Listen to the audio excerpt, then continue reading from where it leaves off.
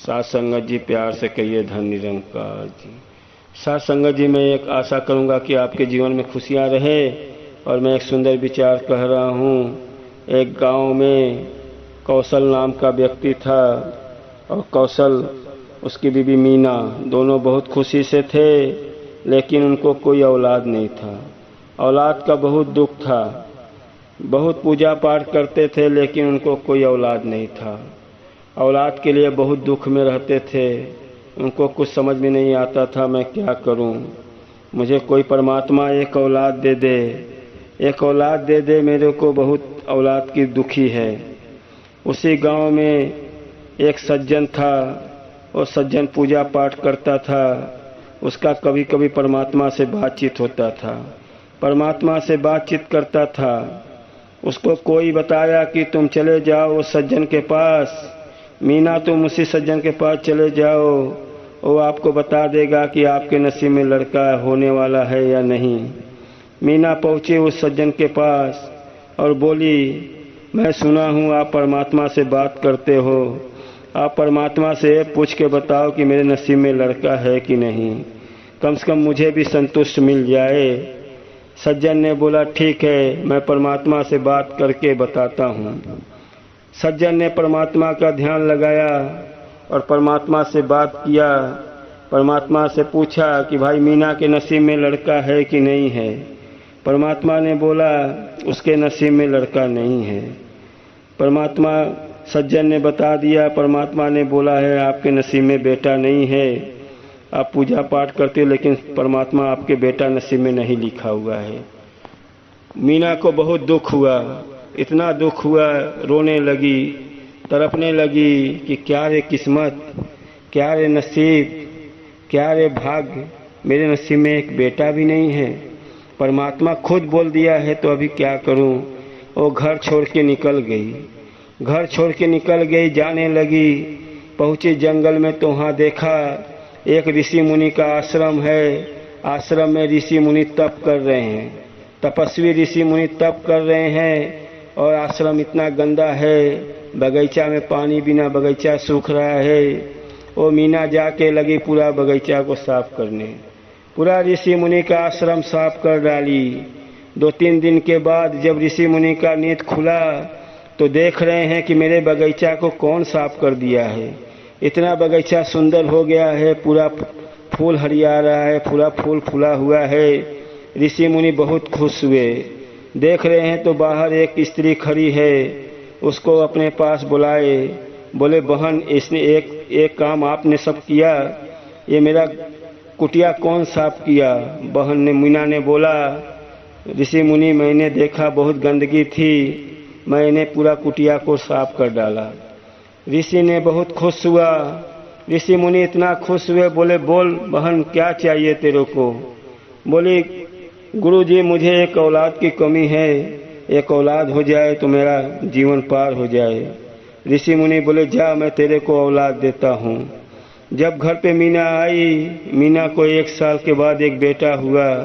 बेटा इतना खुश थी, बेटा को लेके आंगन में खिला रही थी। उसी समय वो सज्जन वहाँ से गुजरा तो देखा मीना एक बेटा को खिला रही है। सज्जन को बहुत अचरज हुआ कि ये बेटा कहाँ से खिला सकती है, हो सकता है आजू बाजू का होए या किसी का गोद ली होगी। मीना को अपने पास बुलाया, बोला मीना ये किसका बेटा है। मीना ने बोला सज्जन से कि ये तो मेरा बेटा है, मैं अपने बेटे को खिला रही हूँ। सज्जन ने बोला मैं तो परमात्मा से बात किया था, आपके नसीब में बेटा है नहीं, ये कैसे हो सकता है।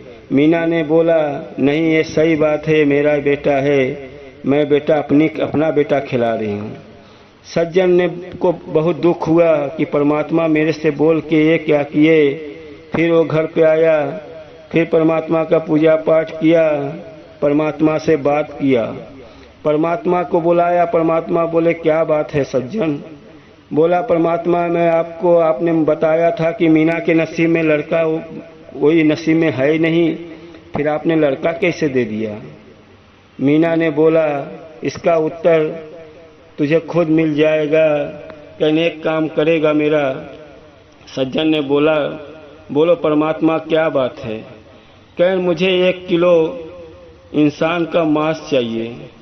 तो कहीं से भी ला दे, अपने घर से, पड़ोसी से, किसी के पास से 1 किलो मांस ला दे, मैं तेरे उत्तर का जवाब दे दूंगा।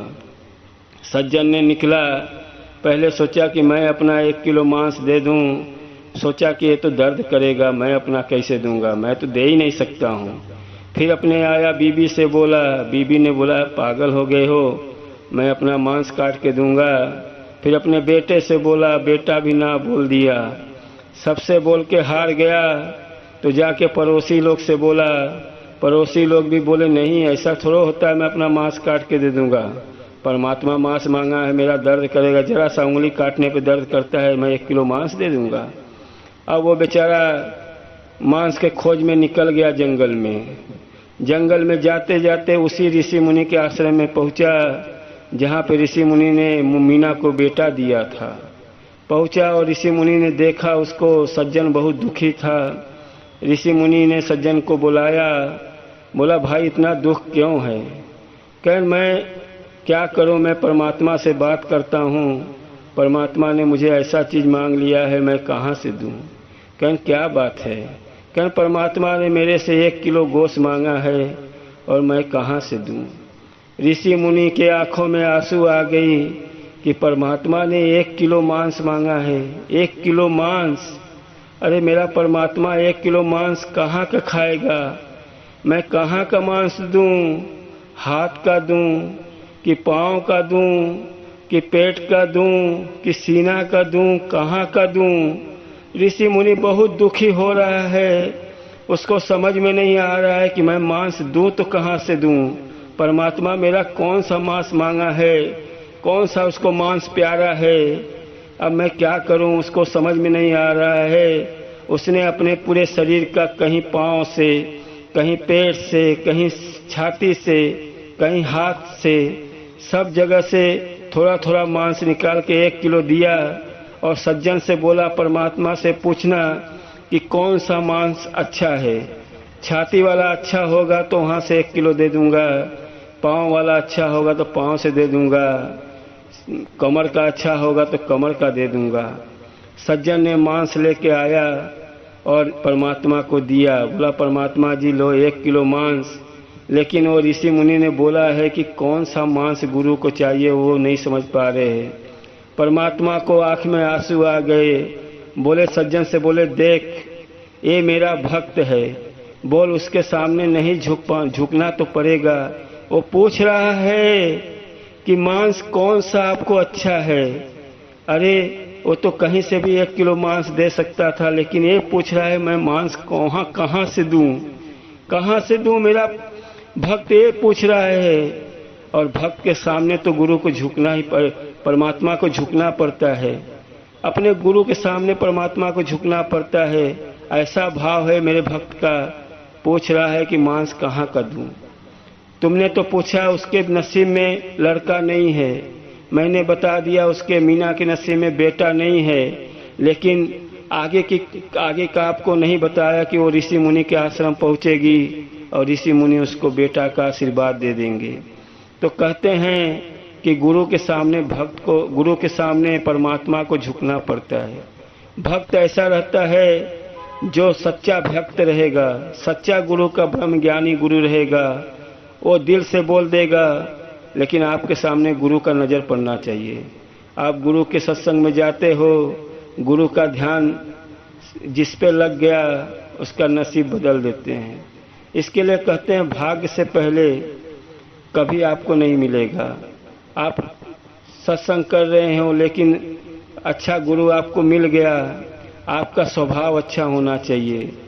तो गुरु के सामने परमात्मा को झुकना पड़ता है, लेकिन गुरु का वैसा भाव होना चाहिए और ऐसा गुरु ज्ञानी गुरु रहना चाहिए।